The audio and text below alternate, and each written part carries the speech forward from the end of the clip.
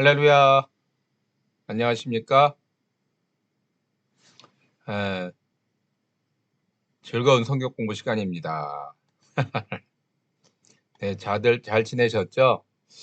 지난 한 주간은 갑작스럽게 수련회도 있고 또 사무실 책상 또 정리가 있었고 뭐 여러 가지 분주하게 지나다 보니까 또 성경 공부를 본의 아니게 또 건너뛰게 되었습니다. 아직도 장소는 딱 정해져 있지 않아서 이 사무실에서 하고 있는데 에, 이제 조만간 다시 또 한번 좀 정리를 해 봐야 될 것 같습니다. 어쨌든 늘 부족한 가운데도 항상 함께 해 주시고 같이 들어 주시는 여러분들께 감사의 마음 전하고 싶습니다. 자, 기도하시겠습니다.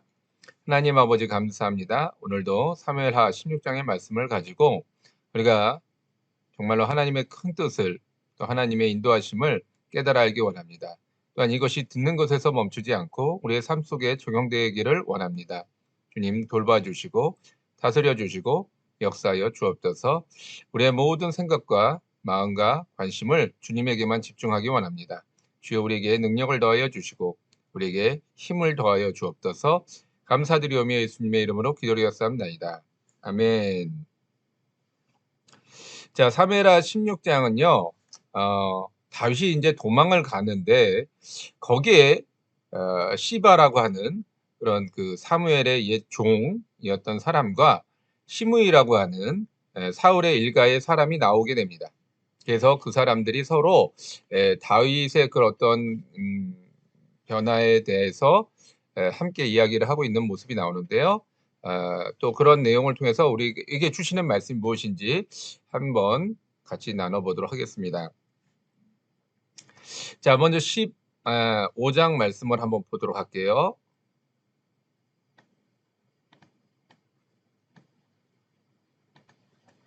네. 사무엘하 15장은 압살롬의 반역과 다윗의 도망으로 이루어져 있습니다. 반역은 철저하게 준비했지만 강력하지 않았습니다. 마치 안개와 같아서 따라가는 사람들이 많았습니다. 그에 비해 마치 안개와 같아서 따라가는 사람들은 많았었죠. 하지만 그거에 비해서 또 강력하게 그 결속력이나 이런 것들은 강하지 못했었죠. 그것에 비해 다윗은 초라하게 도망치는 모습을 보여주었습니다. 골리앗을 무너뜨린 다윗의 모습이라고 할 수 없었습니다. 그러나 언약궤 앞에 섰을 때 비로소 다윗의 참 모습을 찾았습니다. 세상 앞에 선 우리도 이와 같아서 막연한 두려움에 사로잡혀 있습니다. 언약궤 앞에 서야 합니다. 자, 우리도 세상을 두려워하죠. 세상이 어떤 우리에게 주어지는 그런 어떤 염려, 근심, 걱정 때문에 우리는 두려워합니다. 하지만 그것은 당장 우리에게 지금 닥치고 이루어지고 있는 일들이 아니죠. 그냥 막연하게 또 언젠가는 일어날지도 모를 이런 것들 때문에 우리는 두려워한다라는 거죠. 하지만 그보다 더 강하고 그보다 더 근본적인 힘을 가지신 우리 예수 그리스도를 모시고 있기 때문에 우리는 예수님을 통해서 다시 회복할 수 있어야 된다라고 하는 겁니다. 그것이 오늘 15장을 통해서 우리에게 주어지는 말씀이죠. 자, 그럼 16장 말씀은 어떤 말씀인지 한번 보도록 하겠습니다. 사무엘하 16장은 다윗의 피난길을 자세하게 다루고 있습니다. 그런데 그 사이에 두 명의 사람이 나옵니다. 한 사람은 사울과의 종이었던 시바와 사울의 친족이었던 시므이입니다. 이 두 사람은 전혀 다른 모습으로 나타나는데 한 사람은 다윗을 돕는 모습으로 한 사람은 다윗을 욕하는 모습으로 나타납니다. 압살롬은 드디어 예루살렘 성에 입성하게 되는데 그 아버지의 후궁들과 더불어 동침함으로써 하나님의 심판을 이루게 됩니다. 자, 우리가 고난을 당하고 어려움을 당할 수 있어요. 근데 그 가운데서 우리 주변에 있는 사람들 중에서 누군가는 돕는 사람이 있는가 하면 누군가는 우리를 조롱하고 멸시하고 거 봐라 잘됐다 이렇게 우리를 욕하는 사람들도 있다라는 거죠. 그러니까 어떤 사람들이 그런 사람들인가, 또 우리는 그런 모습에 대해서 어떻게 대처를 하고 살아야 되는가라는 것들을 한번 이 말씀을 통해서 한번 나눠보도록 하겠습니다. 그리고 압살롬이 예루살렘에 들어왔을 때 무혈 입성을 하죠. 전쟁이나 다툼 없이 그냥 다윗이 도망감으로 인해서 자연스럽게 압살롬이 예루살렘 성을 장악하게 됩니다. 자, 그런데 그 다음에 일어난 일들이 뭐냐면 다윗이 다윗성을 지키라고 왕궁을 지키라고 남겨둔 후궁들 10명과 함께 더불어 동침을 하게 돼요. 이게 뭐 압살롬이 뭐 이상한 사람이거나 성욕이 강한 사람이라서 이렇게 되는 것이 아니라 그 당시에는 어느 한 나라를 정복하게 될 때 그 왕비라든가 또는 그 왕의 여자들을 차지하였습니다. 그래서 이게 진정한 정복, 내가 이 땅을 다스린다, 정복했다라고 하는 의미로서 그와 같이 일을 행했던 거죠. 하나의 그런 어떤 불문율 같은 그런 모습이었습니다. 그래서 그와 같이 이제 후궁들과 동침을 함으로 인해서 이스라엘 백성들에게 이제 진정한 이 나라의 왕은 바로 나다, 압살롬이다, 내가 이 땅을 정복했다라고 하는 것들을 보여주게 됩니다. 또 더 나아가서 이제 자기와 함께했던 사람들에게는 다윗의 그 후궁들과 동침을 함으로 인해서 다윗과는 이제 더 이상 회복할 수 없는 마지노선을 넘은 거고, 이 정말 이 요단강을 건넌 거죠. 이제 더 이상 뭐 회복의 여지가 없는 거죠. 아버지의 여자를 탐했다. 이것만으로 아버지와 아들은 이제 더 이상 회복이 불가능한 그런 관계가 되는 겁니다. 그래서 혹시라도 압살롬이 나중에 마음이 약해져서 아버지랑 같이 화해를 하게 된다라고 할 경우엔 자기들은 반역자들이 되어서 죽임을 당하게 되죠. 그러니까 그런 어떤 불안감, 초조감들을 아예 이연에 다 끊어버림으로 인해서 이제 그 함께했던 사람들이 이제 압살롬을 진짜 우리가 믿고 따라야 되겠구나라고 하는 그런 어떤 두 가지 의미, 복선의 의미가 깔려져 있습니다. 또 그런데 이것이 더 나아가서 무엇을 의미하냐면 하나님의 심판이 진짜로 이루어지고 있다는 거예요. 우리가 이 밧세바 사건을 통해서 하나님께서 나단 선지자를 통해서 다윗에게 경고했잖아요. 너는 보지 않는 곳에서 그런 어떤 음침한 곳에서 네가 이루어졌지만 죄를 범하였지만 나는 백주대낮에 너의 여자들을 다른 사람에게 빼앗길 것이다. 빼앗기게 할 것이다. 그렇게 이렇게 행하고 있는 거죠. 그것을 이루어가는 하나님의 약속의 말씀이 이루어지고 있다. 그냥 예고나 경고가 아니라 실제로 이루어지고 있음을 보여주고 있다라고 하는 것입니다. 그럼 16장의 의미가 무슨 의미가 있을까요? 고난의 때 함께 해주는 사람. 우리가 여기까지만 생각해 본다면 따뜻한 마음이 들죠. 왜냐하면 고난의 때 함께 해주는 사람, 그러면 뭔가 도와주는 사람, 위로해주는 사람, 이렇게 생각할 수 있는데 그런 사람이 있습니까? 라고 할 때 우리는 좋은 것을, 긍정적인 것을 생각하지만 실제는 그렇지 않은 모습이 있다는 거죠. 우리가 시바와 시므이를 보듯이 한 사람은 돕지만 한 사람은 더 어렵게 하는, 더 힘들게 하는 그런 사람들도 곁에 있다라고 하는 거예요. 자, 한번 답을 볼게요. 어려울 때 함께 해주는 사람은 사람을 생각만 해도 힘이 됩니다. 어려울 때 함께 해주는 사람은 생각만 해도 힘이 됩니다. 하지만 함께 해주는 것이 꼭 도움이 되는 것만은 아닙니다. 어려울 때 가족이 함께하는 것으로 힘이 되지만 때로는 부양의 책임이 더해지기도 합니다. 시바와 시므이가 이와 같았습니다. 한 사람은 힘이 되고 한 사람은 짐이 되었습니다. 우리는 어떤 사람입니까?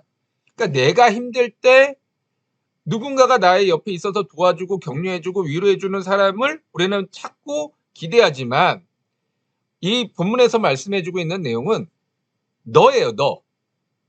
항상 얘기할 때 중심은 너입니다. 그러니까 나예요.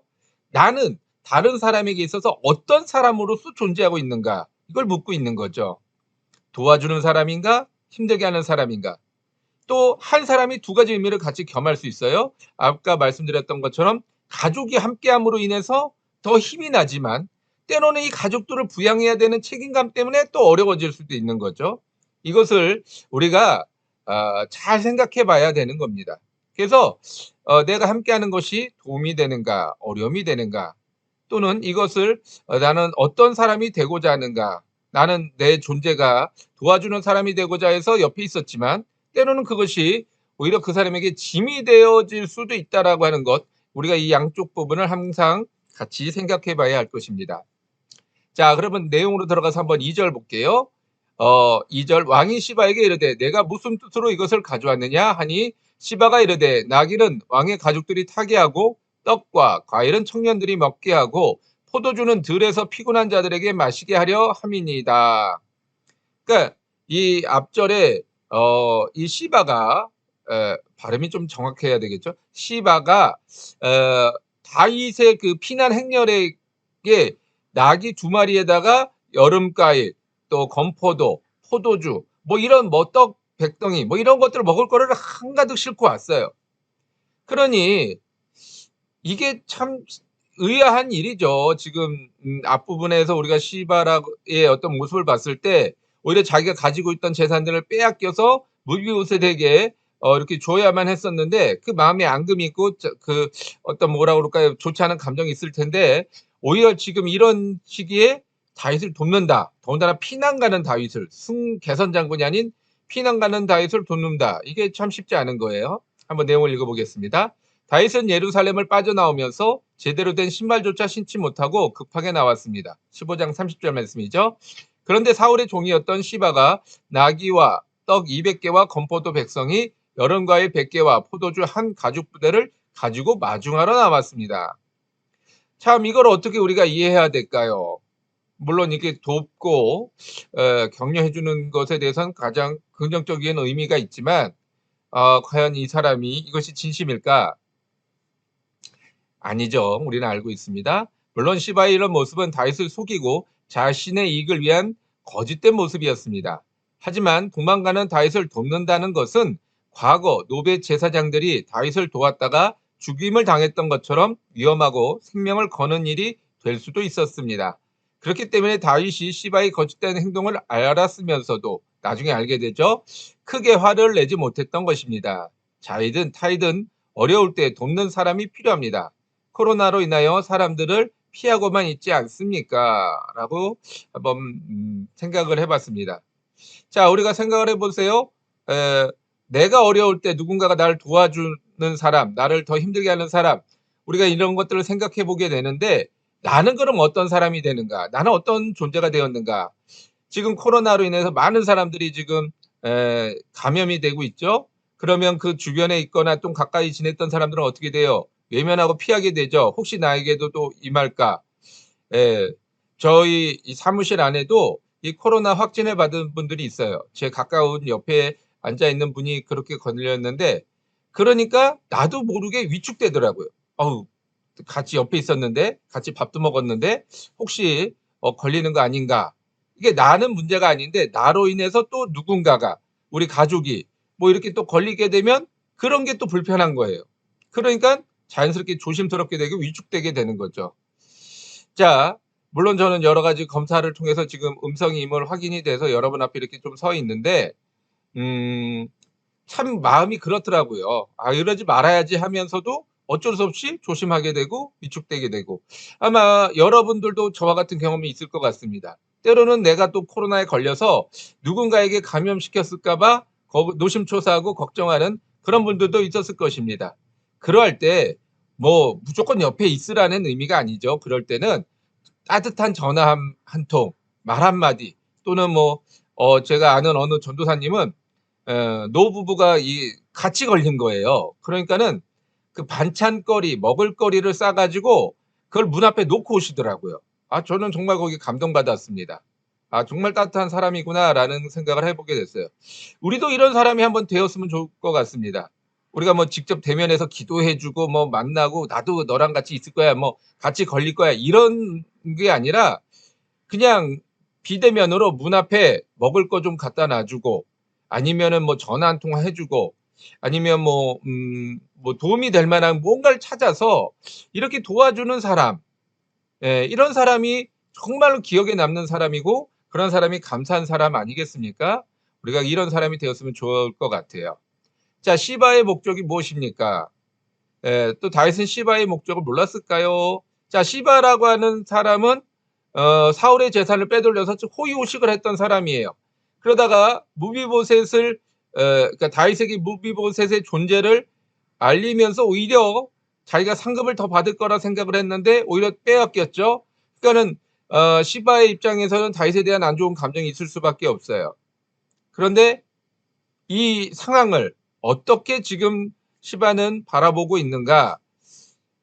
굉장히 그 사람의 눈은 정확했던 것 같습니다. 지금 비록 다윗은 도망가지만 다시 회복할 것이다 라고 하는 것을 정확하게 본 거예요. 왜냐하면 다윗은 하나님의 종이라고 하는 것을 알았던 것 같습니다. 자, 시바의 목적을 이루기 위해서 모험을 했습니다. 그리고 성공을 이루었습니다. 목적이 분명했기 때문에 과감한 도전을 할 수 있었던 것입니다. 하지만 거짓된 것은 언제든지 들통이 나게 되어 있습니다. 다윗은 도망가는 처지에 상황을 분별하지 못했습니다. 그저 시바의 거짓말만 믿고 경솔한 판단을 내렸습니다. 젊은 시절의 다윗과 대비되는 모습입니다.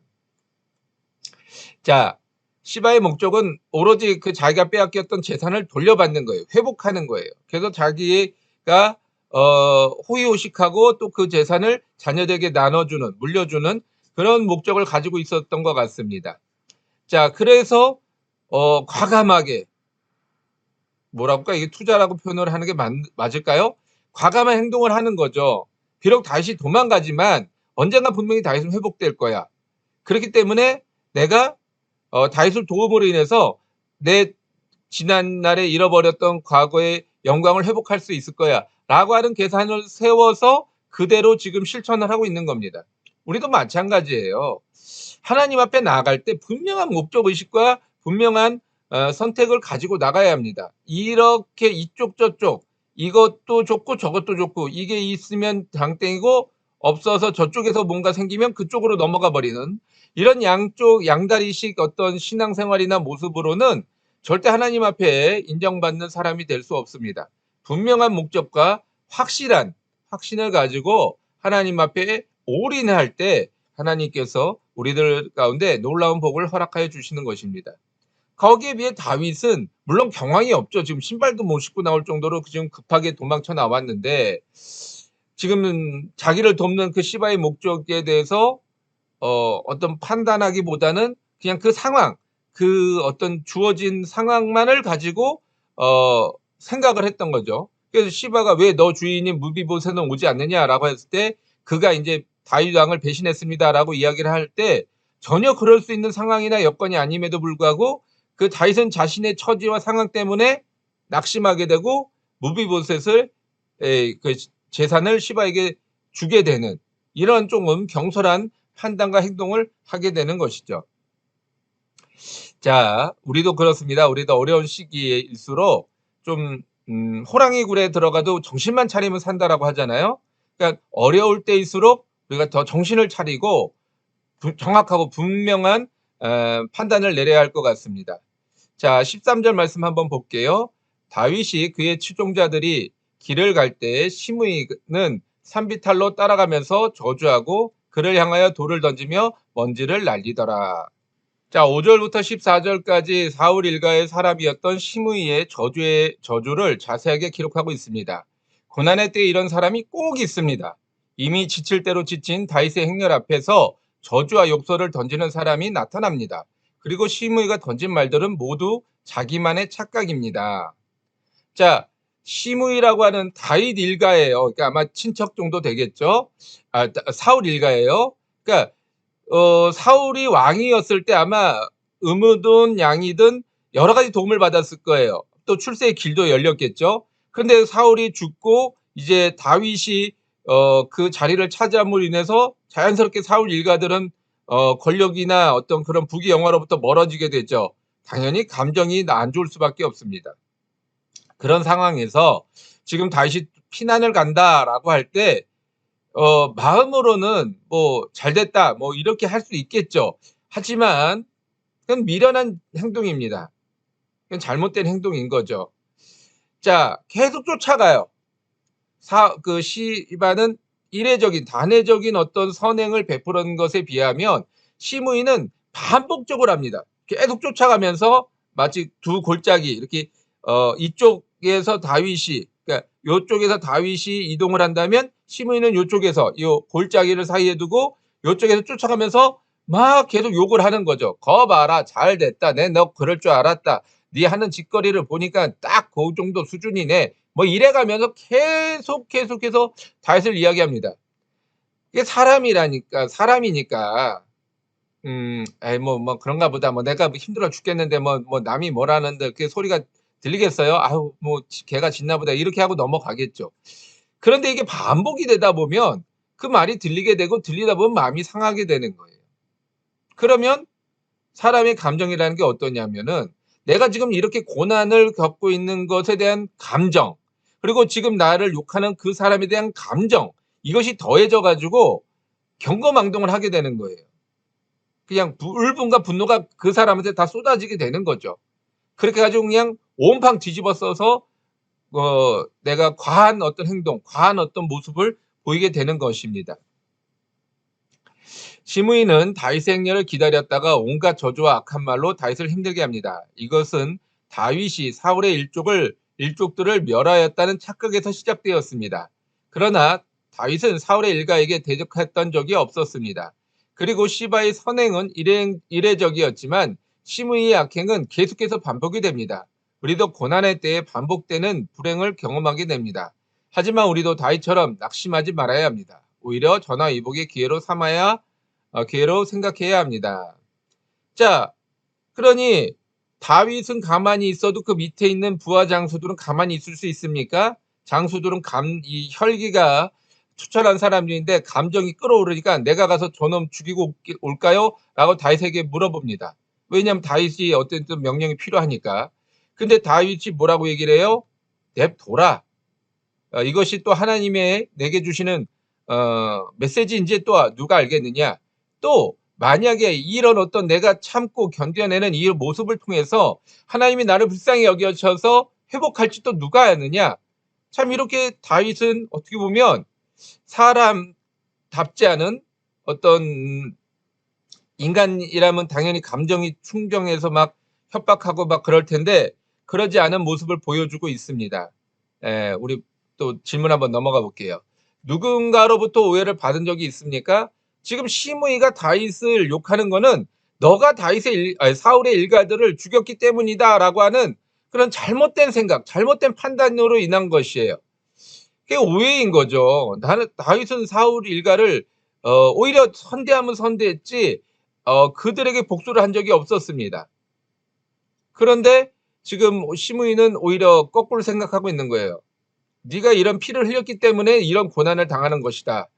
얼마나 억울하고 답답해요. 자, 우리는 이런 오해를 받은 적이 있죠. 나랑 상관없는, 나랑 전혀 뭐라고 그럴까요? 나랑 뭐 이렇게 상관이 없는 일인데 그게 내가 했다는 거예요. 또는 내가 거기에 뭐 원인이라는 거예요. 예전에 뭐 저도 이렇게 신입생 때 이렇게 뭐랄까요? 신입생 한 달도 안 됐을 거예요. 그러니까는 뭐 다 서로 서먹서먹하고 낯설죠. 그런데 마침 저랑 집에 가는 방향이 같았던 여러 명이 있었어요. 뭐 한두 명이 아닙니다. 여러 명이 있었어요. 군포에서 서울 강남 쪽으로 오는 그런 길에 저는 그 당시에 이제 잠실 쪽에 살고 있었고 수서 쪽에 살고 있었던 또는 뭐 잠실 쪽에 살고 있었던 여러 친구들이 있어서 같이 오게 됐습니다. 그중에 여자애 하나가 있었어요.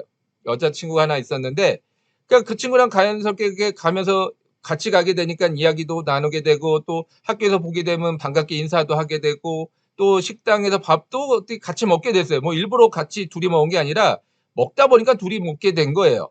근데 누가 그걸 보고선 저한테 조용히 다가와서는 그 자매를 자기한테 넘기라는 거예요. 자기가 행복하게 해줄 수 있다고. 그래가지고 무슨 소리냐고 그랬더니 니네 둘이 사귀는 거 알았는데 자기가 더 행복하게 해줄 수 있으니까 자기한테 넘기라는 거예요.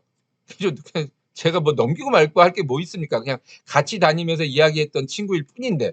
그래서 그럼 네 맘대로 하든지 나하고는 아무 상관없다 그랬더니 어떻게 너는 그렇게 말을 무책임하게 하냐고 오히려 나를 이상한 사람으로 몰아가더라고요. 이상한 소문까지 냈어요. 뭐 굉장히 하여튼 나쁜 사람이다. 자기 여자를 책임지지 못하면서 막 이런 어떤 소문을 냈더라고요. 너무 기가 막혀가지고 그때 뭐 한 달도 안 됐으니까 사람들이 서로 모르니까 저에 대해서도 이렇게 좀 안 좋게 생각했던 사람들도 몇 명 있었나 보더라고요. 나중에 지나고 나서 보니까 제가 그런 일도 아니었고 그런 어떤 관계나 사이도 아니었고 또 제가 말했던 거에 그런 의미가 뜻이 아니었다라는 걸 알게 되면서 이제 모든 오해들은 풀렸죠. 그런데 하여튼 그런 일들도 있었어요. 그러니까 전혀 나하고 상관없는데 그런 어떤 일들 참 많죠, 우리들이. 또 악행은 왜 반복이 될까요? 오해는 나의 실수로부터 시작되기도 하지만 전혀 상관없는 것으로도 시작이 됩니다. 시작된 것, 나로부터 시작된 오해는 내가 아니다. 내가 또 혹시 그렇게 실수를 했다면 내가 미안하다. 이렇게 이제 하면 쉽게 풀리죠. 하지만 나랑 상관없는 오해는 쉽게 풀리지 않아요. 왜냐하면 내가 뭐라고 얘기를 해도 듣지 않아요. 왜냐하면 나로부터 시작된 게 아니니까. 지금 다윗이 그런 케이스 아닙니까? 다윗이 뭘 잘못해서 그런 오해를 샀다 그러면 난 그렇게 한 게 아니다. 또는 내가 그렇게 한 것은 내 실수다라고 하면 오해가 풀릴 수 있지만 전혀 다윗이 사울 일가를 대적했습니까? 누군가에게 해를 입혔습니까? 그러니까 아니라고 얘기해도 의미가 없는 거예요. 그러니까 다윗도 그런 어떤 변명을 안 하는 겁니다. 왜냐하면 의미가 없기 때문에 안 믿어주기 때문에 그렇기 때문에 에, 다윗은 변명하지 않고 그걸 그대로 수용하게 되는 거죠. 자, 인내는 이러할 때 필요합니다. 예, 참고 견디는 것밖에 없어요. 그런데 견디다 보면 어떻게 되냐면 해결이 되는 거예요. 진리가 밝혀지는 거죠. 자, 또한 악행은 악한 감정만 남습니다.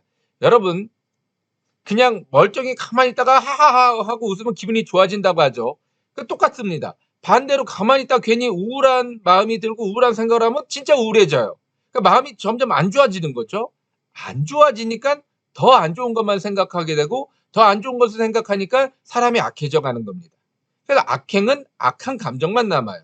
감정이 남으니까 더 악한 행동을 하게 되죠. 더 악한 행동을 하니까 또 악한 감정이 남아요. 이게 반복이 되는 거예요. 그래서 악행은 반복적으로 일어날 수밖에 없습니다. 그래서 악한 마음, 내 마음속에 악한 마음, 슬픈 마음, 나쁜 마음이 들어오면 이 마음부터 바꿔야 돼요. 아니야, 그러지 않아. 하나님은 내게 그렇게 행하시는 분이 아니야. 또는 내가 기도로서 내 마음에 있는 어둠을, 사단을 내어 쫓아 버려야 하는 것입니다.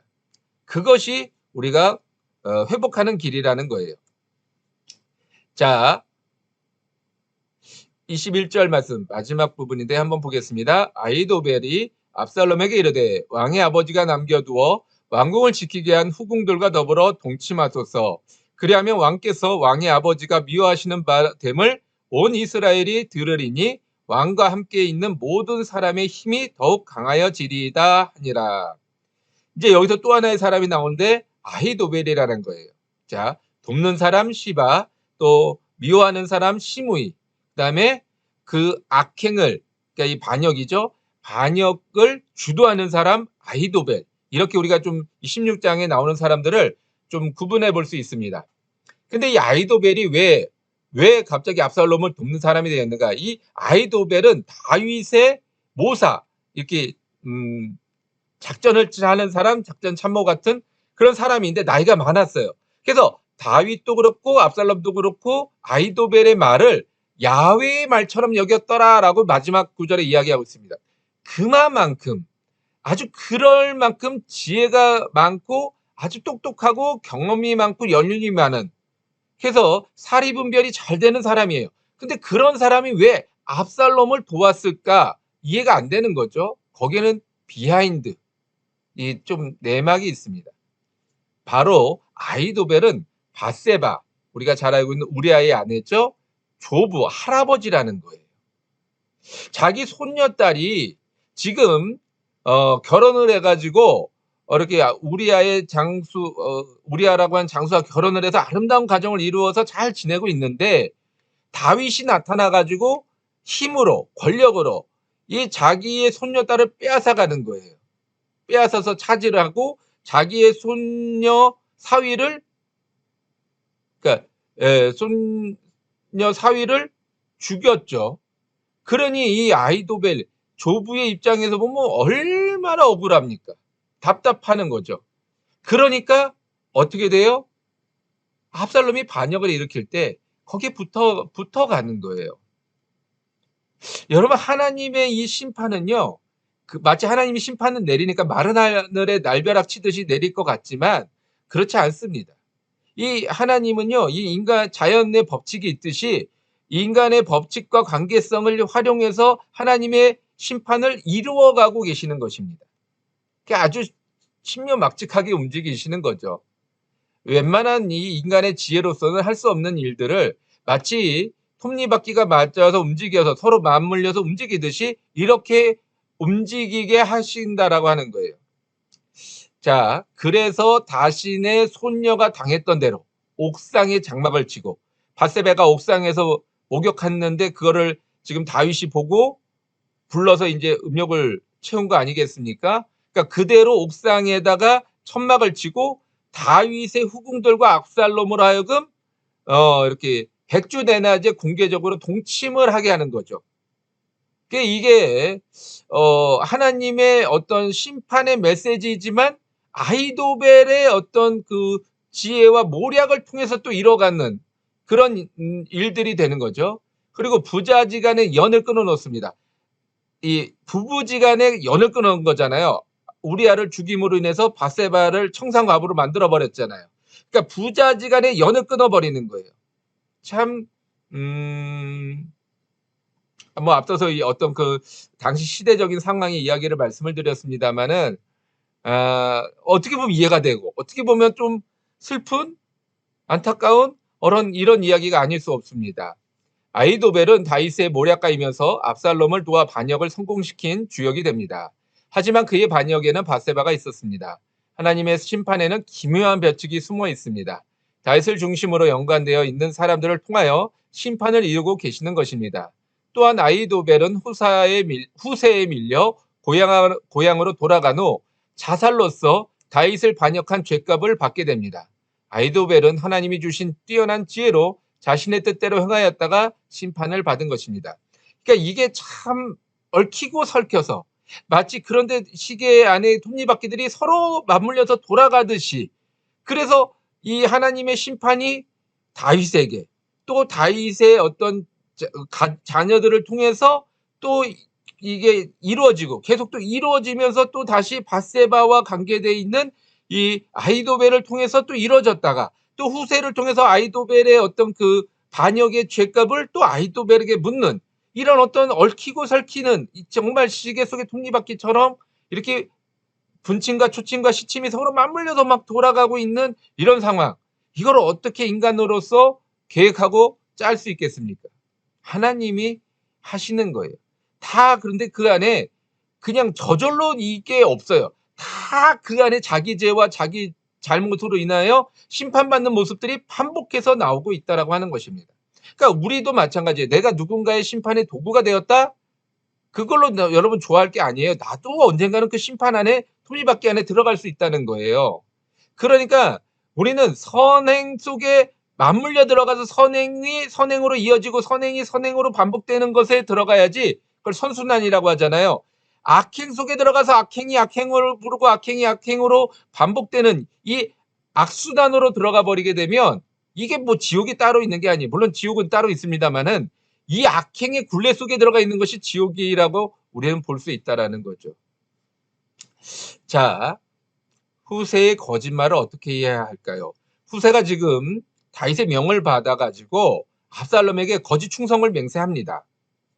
후세의 도움으로 압살롬은 다윗과의 전쟁에서 패하게 되죠. 그러니까 이 후세가 어쨌든 뭐 결론적으로 다윗을 도왔다고는 하지만 거짓말을 하고 있는 거예요. 그리고 그게 거짓말로 인해서 아히도벨이 죽게 되잖아요. 이걸 어떻게 우리는 이해해야 되는가? 또한 아히도벨은 자살로 생을 마감합니다. 아히도벨은 손녀에 대한 복수로 압살롬을 도왔습니다. 하나님의 심판의 도구였지만 결국은 자신의 지혜를 올바로 사용하지 못한 책임을 져야 했던 것입니다. 그러니까 여러분 생각해 보세요. 밧세바라고 하는 어떤 자기의 손녀딸과 우리와의 관계, 또 그 가운데 있는 다윗에 대한 복수심, 이거는 우리가 충분히 인간으로서 이해할 수 있는 부분 아닙니까? 그래서 압살롬을 도왔다. 뭐 충분히 이해할 수 있는 부분인데, 그런데 그것으로 인해서 아히도벨이 자살을 했다? 우리는 어떻게 이해를 해야 될까요? 후세의 거짓말로 아히도벨이 죽었고 후세는 결국에는 또 원래대로 돌아가죠. 다윗에게로.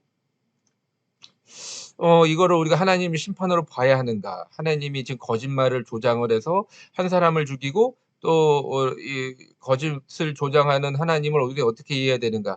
참 이해하기 쉽지 않아요. 이거를 또 지혜라고 봐야 하는가? 좀 어려운 부분이 있습니다만은 분명한 것은 자신들의 잘못을 자신이 책임지는 하나님의 심판의 굴레 속에 누구도 자유롭지 못하다라고 하는 거예요. 자, 사무엘하 16장은 다윗의 고난 속에서 돕는 자 시바와 또 조롱하는 자 시므이가 함께 나옵니다. 그런데 돕는 자는 자신의 이익을 위해 다윗을 도왔고 조롱하던 자도 나중에 다윗 앞에 회개를 함으로 용서를 받습니다. 그리고 아히도벨은 개인적인 복수로 근친 상간을 조장하고 앞서서 우리가 보았죠. 후세는 거짓말을 행하고 후세로 인하여 아히도벨은 자살을 합니다. 거짓과 제약으로 점철된 16장을 이야기란 쉽지 않습니다. 더군다나 하나님은 침묵하고 있습니다. 자, 우리 16장을 내용을 한번 쭉 봤는데 시바가 나와서 도망가는 다윗을 도왔지만 거짓말이에요. 거짓이에요. 또 시므이가 다윗을 쫓아다니면서 반복적으로 조롱하고 욕을 했지만 또 다윗이 회복되니까 그 자리에 제일 먼저 나가가지고 내가 잘못했습니다. 회개합니다. 라고 해서 또 용서함을 받아요. 또 이 후세와 아히도벨과의 관계. 근데 이 16장 안에서 하나님의 이야기가 절대 나오지 않습니다. 인간 간의 어떤 모습, 인간 간의 어떤 그런 모습들을 통해서 이런 어떤 좀 불편한 이야기들, 이해하기 어려운 이야기들이 계속 반복돼서 나오고 있습니다. 우리는 어떻게 이해해야 될까요? 우리가 살고 있는 삶의 모습이 이와 같지 않습니까? 내가 비록 시바나 시므이는 아닐지라도 그 사이인가 어딘가에 속해 있는 사람이 되어서 나도 모르게 다윗을 쫓아서 피난길에 가고 있거나 아니면 나도 모르게 압살롬의 그 군중 속에 들어가서 반역의 어떤 또 거기에 안에 들어가 있는 호응하고 있는 그런 사람이 되거나 뭐 후세와 아히도벨의 어떤 내가 그런 지략과 모략은 없을지라도 어딘가에 속해서 나는 그렇게 조금 거짓 속에 나는 또 뭐 이렇게 좀 어려움 속에 고난 속에 또는 뭐 자살하는 그런 사람들 속에 이렇게 맞물려 있는 것은 아닌가. 우리의 위치와 상황이 여기 어딘가에 들어가 있다라는 거예요. 이게 우리들의 삶의 모습이라고 하는 것입니다. 그런데 우리가 이런 상황 속에서 어떻게 하나님을 바라보고 믿고 의지하며 나가야 되는가? 이걸 고민해봐라. 물론 10장에 가서 이제 그런 어떤 답들이 하나하나씩 풀려나가지만 한번 고민해봐라 라고 하는 이야기가 16장의 이야기가 아닐까라고 생각을 해봅니다. 우리의 삶 속에서 나는 어딘가에 속해 있는데 난 주역은 아닐지라도 조연 또는 엑스트라가 돼서 어딘가에 속해 있는데 이렇게 끌려다니거나 이렇게 굴레 속에서 악의 굴레 속에서 이렇게 맞물려 살아가야 하는가? 이것이 우리들의 삶의 모습인데 어떻게 여기서 나는 벗어나야 하는가? 어떻게 여기서 하나님의 말씀대로 회복하며 살아야 하는가? 우리 한번 고민해보고 답을 찾아가는 그런 여정이 되었으면 좋겠습니다. 그리고 앞서서 말씀드렸던 대로 우리가 어려운 사람들을 만날 때 그래도 시므이보다는 시바가 낫지 않습니까? 비록 그의 속마음은 어두컴컴한 흑심이 있었다 할지라도 그래도 시바의 자리에 있는 게 우리의 삶에 더 도움이 되고 윤택해진다라는 것들을 이야기해주고 있는 것입니다. 그리고 그래도 아히도벨보다는 후세의 자리에 있는 게 더 낫다. 이것을 말해주고 있는 것입니다. 우리가 이걸 한번 같이 고민해보고 생각해보고 또한 내 삶의 모습을 조금씩 시바 쪽으로 후세 쪽으로 조금씩 변경해가는 저와 여러분들 되시기를 간절히 바라겠습니다. 네, 이렇게 사무엘하 16장의 말씀을 마무리했고요. 지난 한 주를 또 건너뛰게 되면서 본의 아니게 제가 여러분들에게 자꾸 이 거짓말을 하는 이런 어떤 사람이 되는 것 같아서 죄송하게 생각합니다. 그리고 이것도 실시간이 아니라 또 우리 3월 8일 날 담임 목사님, 이영훈 담임 목사님과 또 저희 대교구와의 간담회가 갑자기 잡히는 바람에 녹화를 해서 여러분들에게 보내드리고 있습니다. 앞으로도 또 그렇게 될 것 같아요. 장소가 정해지지 않는다면 실시간 하기는 좀 어렵고 계속 녹화를 해서 나가야 될 것 같습니다. 여러분들이 좀 참조해 주시고 또 이렇게 잘 원활하게 돌아갈 수 있도록 기도도 부탁을 드리겠습니다. 자, 기도하시겠습니다. 하나님 아버지, 우리가 이 사무엘하 16장의 말씀을 가지고 함께 은혜를 나누어 보았습니다. 시바와 시므이, 또 후세와 아이도벨, 이같이 서로 상반되는 두 사람의 두 성격의 사람들을 바라보면서 우리가 어느 쪽으로 가야 될런지, 어느 길에 서야 될런지 우리가 생각하기 원합니다.